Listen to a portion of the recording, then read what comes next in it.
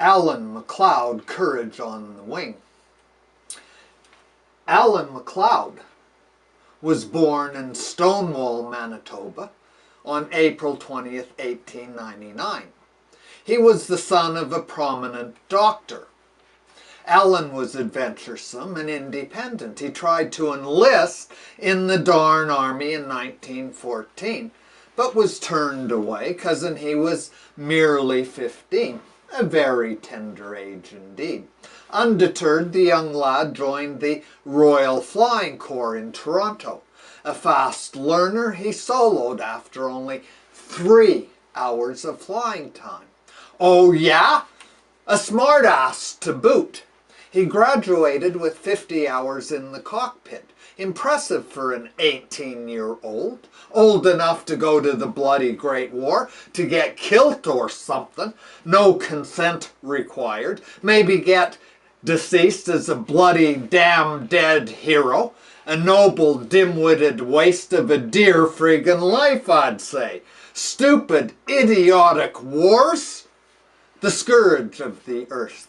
Instead of the lowly army, he joined the highfalutin Air Force. La-di-da. He wanted to go to war, and he did. August 20th, 1917, he was shipped to France. Initially, he was kept from the front lines due to his still tender age. However, within a very short period of time, his dogged persistence got their attention, but his obvious skill weren't initially apparent. He wasn't a hot shot because he didn't shoot. He just drove the damn thing. His navigator was always the killing mechanism. At least the weapon of choice was a subatomic machine gun. Very progressive for its time. He finally crashed down the door and got into the real war. What an honor, right? Idiot.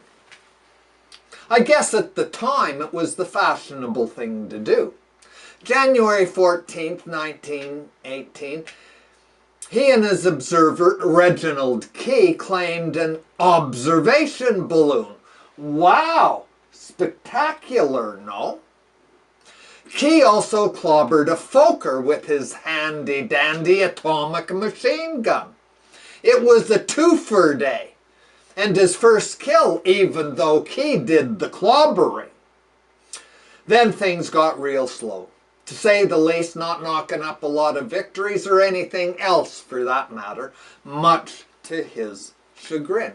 Hell, it wasn't until March 27th, 1918 that the following epic battle took place.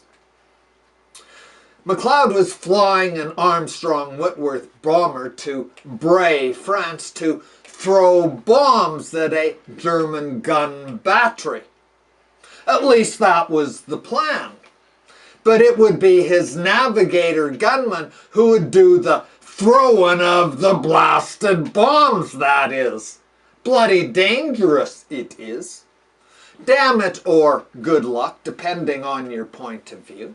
They were intercepted by a lone Fokker that his hotshot gunner, Lieutenant Arthur Hammond, dispatched with a single shot. Well, maybe two. After all, it was a subatomic weapon, and it shot so damn fast, it was hard to count that bloody fast. Well, lo and behold, they are around the back, counterattacked by a huge horde of enemy Fokkers. 8 to be exact, if you're into counting. I am, and hope you are too, and hope my counting really counts with you. Anyway, as you can see, if you're looking, they all had 3 wings, and McLeod had only 2. So he was outwinged 24-2. Not good odds in anybody's books. The bookies would say, don't go there. But go he did, right into trouble. And that is with a capital T. Make it all caps. It was big. An unbelievable melee ensued, and they fought like dogs for their very lives. Deadeye Hammond got a bead on 2 more of those bastards and sent them flaming to the ground. Shit, he had a bomber, not a sleek little single-seater jobby like those ones he now faced.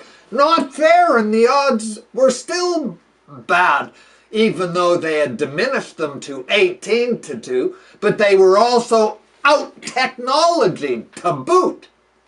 While Hammond was getting his 2 dogs of the rhubarb, the other 6 folkers circled and ambushed them from behind. McLeod flew like a maniac, but it was no use. They were clobbered and raked from stem to stern, wingtip to wingtip, and a few even nicked each of them, but not seriously enough to be life-threatening. They could handle a few bullet wounds, no problem. But when the gas tank burst into flames, they couldn't handle that. But they did their best, under the circumstances. McLeod, thinking quickly as he always did, immediately put the wit into a side slip, directing the flames away from the undercarriage. It worked, but not really that good, as the dastardly flames crept along unbeknownst to the 2 brave aviators above them.